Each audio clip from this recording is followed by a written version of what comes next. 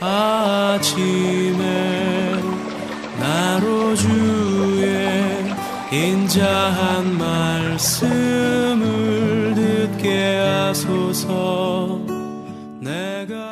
성도 여러분 안녕하세요. 금요일입니다. 오늘도 한글날로 쉬는 공휴일인데 오늘도 하나님의 은혜가 여러분들의 삶의 자리 가운데 가득하기를 간절히 소망합니다. 제가 말씀한 곳봅니다. 예레미야서 44장 20절부터 23절까지의 말씀을 제가 봉독해 드립니다.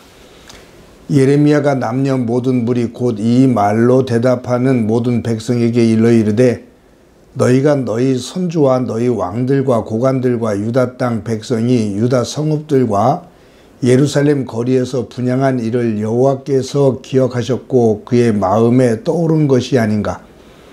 여호와께서 너희 악행과 가증한 행위를 더 참을 수 없으셨으므로 너희 땅이 오늘과 같이 황폐하며 놀램과 저주거리가 되어 주민이 없게 되었나니 너희가 분향하여 여호와께 범죄하였으며 여호와의 목소리를 순종하지 아니하고 여호와의 율법과 법규와 그 증거대로 행하지 아니하였으므로 이 재난이 오늘과 같이 너희에게 일어났느니라. 아멘. 언젠가 저희 작은 아이와 함께 이런저런 대화를 나누다가 아이의 어렸을 때 상황에 대해서 서로 이야기를 하던 중에 제가 알지 못했던 그 아이만의 정서를 새로 깨닫게 되면서 놀란 적이 있습니다. 그리고 또 배운 것이 있고요. 뭐냐면 우리 작은 아이가 초등학교 다닐 때 제가 이제 목회를 하다 보니까 저희 아내랑 신방을 그렇게 가게 되잖아요. 내 아이가 학교에서 돌아오면 집에 엄마 아빠가 없이 그냥 식탁 위에 밥 차려 놓았다. 엄마 아빠 신방 간다. 밥 차려 놓았으니 먹거라. 먹고 싶은 것이 있으면 경대에 돈 있으니까 사 먹어라 라는 메모를 남겨두고 신방을 가죠. 근데 아이가 학교를 끝나고 집에 들어오면 작은 어두운 집인데 아무도 없이 그냥 메모지 한 장, 아빠 엄마 신방 간다. 밥 먹어라. 그 집에 들어올 때 그 적막함, 그것에 대해서 얘기하더라고요. 어렸을 때 집에 들어오면 아무도 없이 그냥 식탁에 엄마 아빠 신방 간다고 메모지가 남겨 있었어 라고 하면서 이야기를 하는데, 그때 그 어린 아이였을 때 그런 우울함, 그런 마음들이 훅 느껴지더라고요. 그런데 제가 놀란 것은 전혀 그 아이의 입장 속에서 그 아이의 정서를 제가 느껴본 적이 없거든요. 깜짝 놀랐습니다. 그러면서 혼자 그렇겠구나. 그랬겠구나. 나는 목회한다고 신방한다고 바쁘게 움직였지만 아이의 입장에서 봤을 때 그랬겠구나. 그 어둡고 조그만 집에 문 열고 들어왔을 때 아무도 없는 상황, 혼자 밥을 먹는 그 상황. 그랬겠구나. 외로웠겠구나 라는 생각을 해봤습니다. 그러면서 그 아이와 지금도 그런저런 이야기를 하면서 어떻게 하면 그때 그런 감정들, 그 외로움을 어떻게 하면 조금이라도 더 내려놓고 언제나 네 곁에 엄마 아빠가 이렇게 있다라는 것을 인식시켜 줄 수 있을까. 그러면서 그런 대화들을 또 더 나누게 됩니다. 똑같은 공간, 똑같은 시간, 똑같은 환경 속에서 같은 것을 공유하는 때도 있지만 각자가 가지고 있는 생각과 처지 속에서, 그 눈높이 속에서 보는 것은 다 다릅니다. 그래서 느끼는 것이 다르고 생각하는 것이 다릅니다. 내가 보는 것을 다른 사람들이 다 보는 것이 아니더라고요. 내가 관심 갖고 있는 분야를 다른 사람들이 다 관심 갖는 것이 아니더라고요. 내가 느끼고 내가 보고 있기 때문에 남들도 느끼고 남들도 다 보리라고 생각을 했는데 나중에 알고 보면 다른 사람들은 다른 것을 느끼고 다른 것을 보고 있더라고요. 그래서 아마 이 다양함이 일어나는 것 같습니다. 그런데 사람은 무엇을 보고 무엇을 느끼고 무엇을 생각하느냐에 따라서 그 내용이, 삶의 내용이 달라지죠. 오늘 본문을 보면 이 유다 백성들이 애굽으로 내려가서 지금 이 예레미야와 격한 논쟁을 벌이는 거예요. 예레미야는 하나님의 말씀을 준 거예요.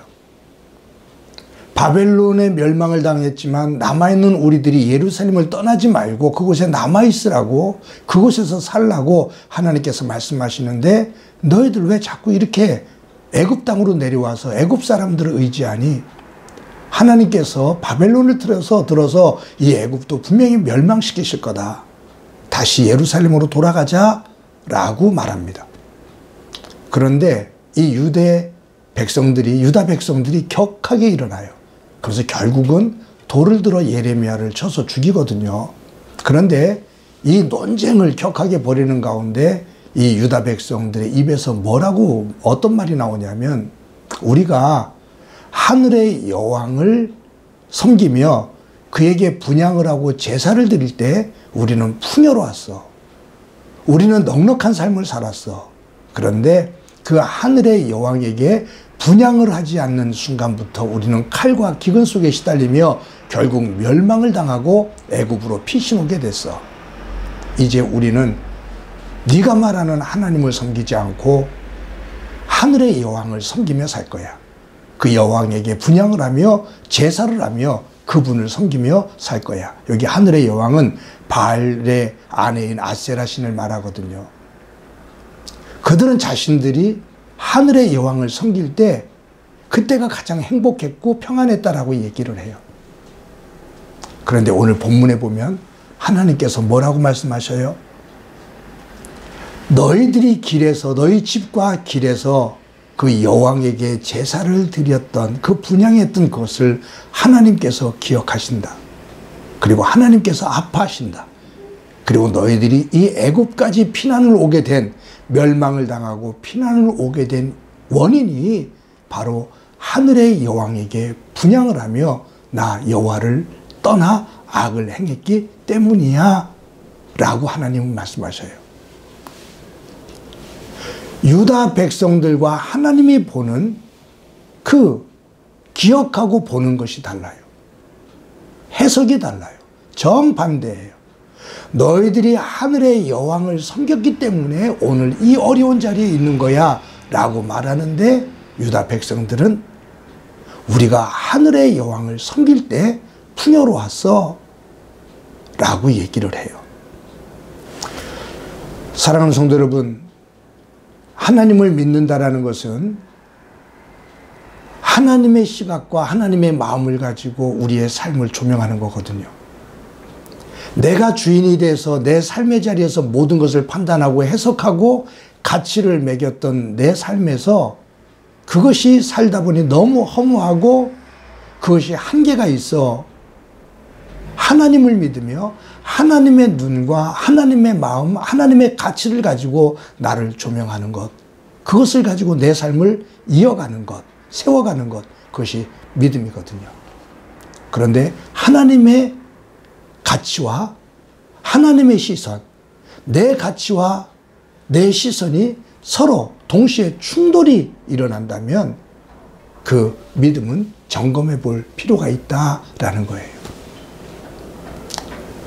하나님의 뜻, 하나님의 시각으로 우리의 삶을 바라보고 그 가치를 중심으로 살아갈 때 그곳에 하나님께서 약속하신 은혜와 하나님께서 약속하신 그 복의 자리에 이룰 수가 있습니다. 사랑하는 성도 여러분, 오늘도 하루를 살면서 내가 바라보는 것, 내가 느끼는 것, 내가 생각하는 것이 하나님과 충돌이 일어날 때 우리의 믿음 안에서 내 것을 내려놓고 하나님의 말씀으로 나를 다듬으며 하나님의 뜻에, 하나님의 생각에 삶을 조율하는 가운데 그 하나님께서 약속하신 그 자리에 설 수 있는 저와 여러분이 되어지기를 간절히 소망합니다. 한번 기도합니다. 하나님, 오늘도 하루를 살면서 내가 무엇을 보고 무엇을 생각하고 무엇을 느끼느냐에 따라 내 삶의 내용이 달라질 것인데, 내가 생각하는 것과 하나님의 생각하는 것이 충돌이 일어날 때 성령 안에서 말씀을 가지고 하나님 중심으로 우리를 세워갈 수 있도록 은총 베풀어 주옵소서. 내 뜻을 중심으로 하나님을 굴복시키려고 하는 어리석은 무지몽매한 그러한 믿음의 모습 되지 않게 하옵소서. 주님 안에서 거룩하게 세워져 하나님의 복된 자리 서게 하옵소서. 예수님의 이름으로 기도드립니다. 아멘.